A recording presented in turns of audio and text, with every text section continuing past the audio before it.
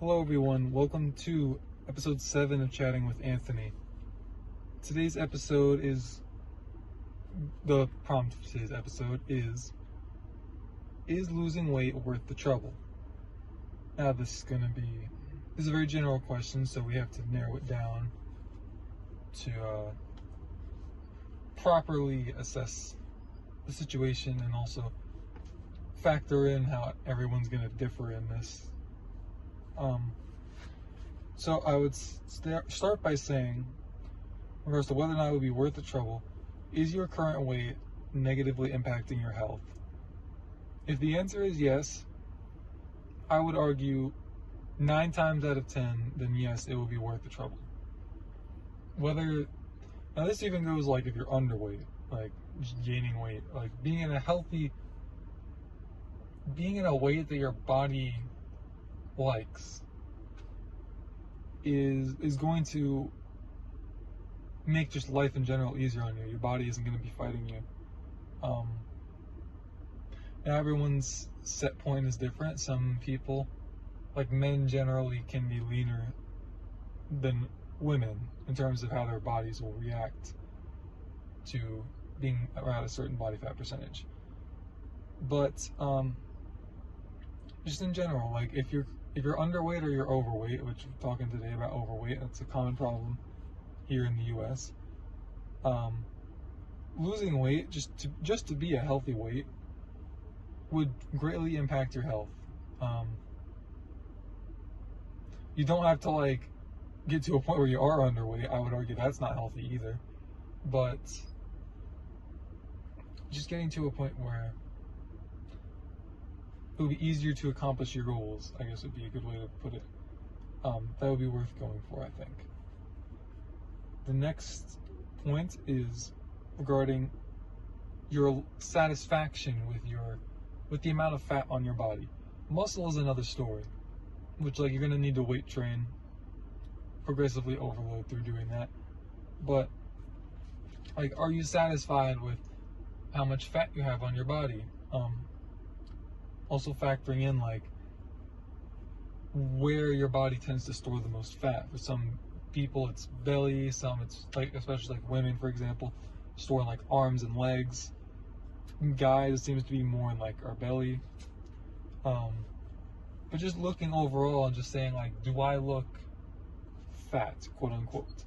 Now I would say also be very careful with this because I think a lot of our perspectives on what's the normal is very skewed because of what is considered normal in the fitness industry.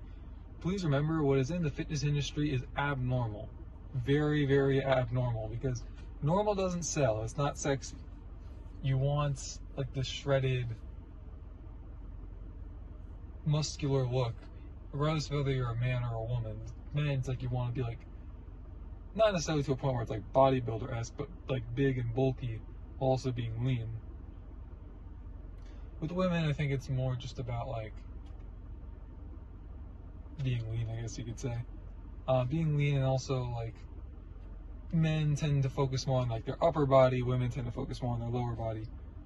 But that really doesn't have anything to do with fat levels per se, or it doesn't have as much to do with fat levels as much as it does muscle, which I'll talk more about that in the future. But I would also say, in regards to I just got off work. But the question I ask yourself for this is, what means do you have of losing weight? Now, what I mean by that is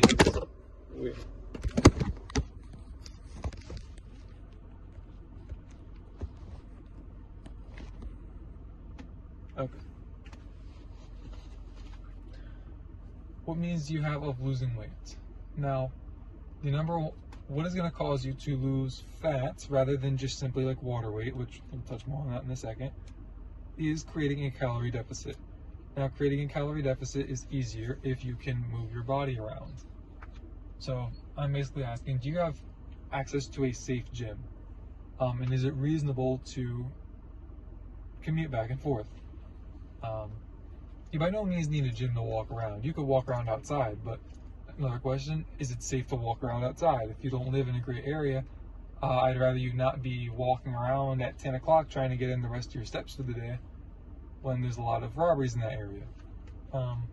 Another thing also is losing weight worth the trouble. Don't let it kill you, both in the sense of like getting too lean, but also just like don't put yourself in danger for the sake of fitness. Like that's not worth it either. But in all seriousness, if you have like a gym, or if you have like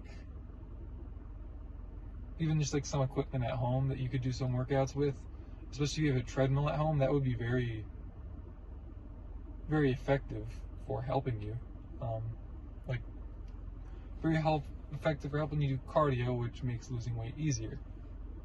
Because you do cardio, you burn calories, and so then you can eat the same amount of food while just losing weight, or you could like do a lot more cardio and then eat more food and still lose weight. Like it's all just numbers.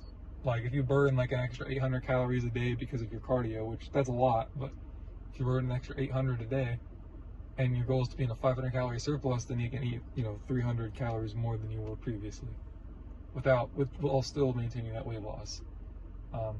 Also factoring in like not to crash diet. Don't go ahead and just eat as little as possible, because that's a large part of why a lot of guys that go on to like the biggest, or not just guys, but people who go on to like the Biggest Loser and gain all the weight back.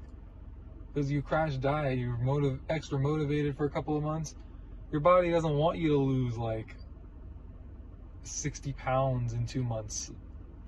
So unless you're like more morbidly obese, like 600 plus pounds, which a lot of people on The Biggest Loser were like really overweight, but point still stands. Like your body isn't gonna want you to lose the weight too quickly. It's gonna want you to eat that food back. So I would argue, take it slowly. Try to eat like 300 or 500 calories below your maintenance. If you can handle more, great. I mean, the quicker you can lose the weight, the better off you'll be. But also factoring in, if you go too low, also your metabolism will slow down, and the metabolism's tricky. It doesn't really fluctuate greatly.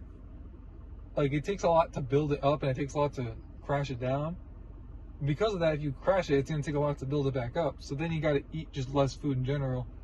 And I don't know anyone who's trying to lose weight who has that problem in particular.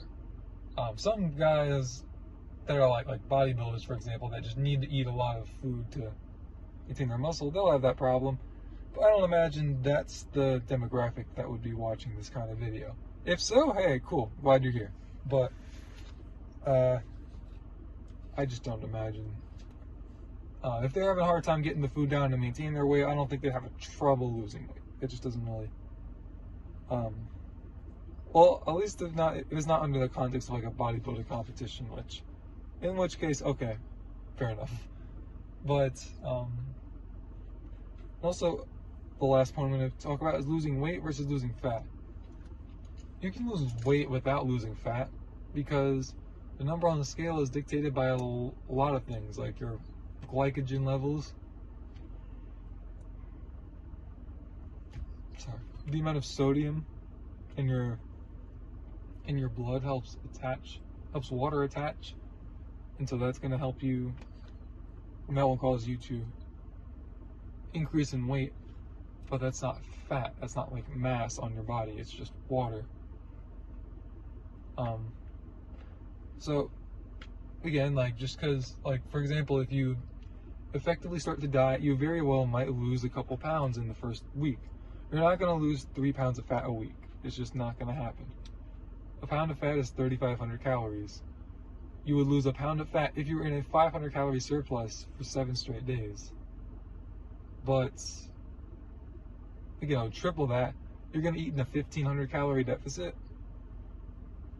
With all due respect, you're going to gain that weight back, unless you have like some of the strongest will that I've ever seen.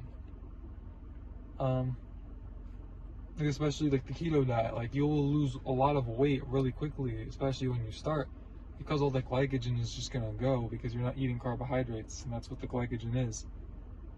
So just having that understanding that I did not have when I started will go a long way for you. There's a lot of other great information out there on this sort of topic. A lot of people within the quote-unquote fitness industry that talk about this kind of thing. There's a couple sources off the top of my head, like Greg Doucette. That's like his channel name and his real name. There's a guy named Derek. I don't know what his last name is, but his channel name is More Plates, More Dates.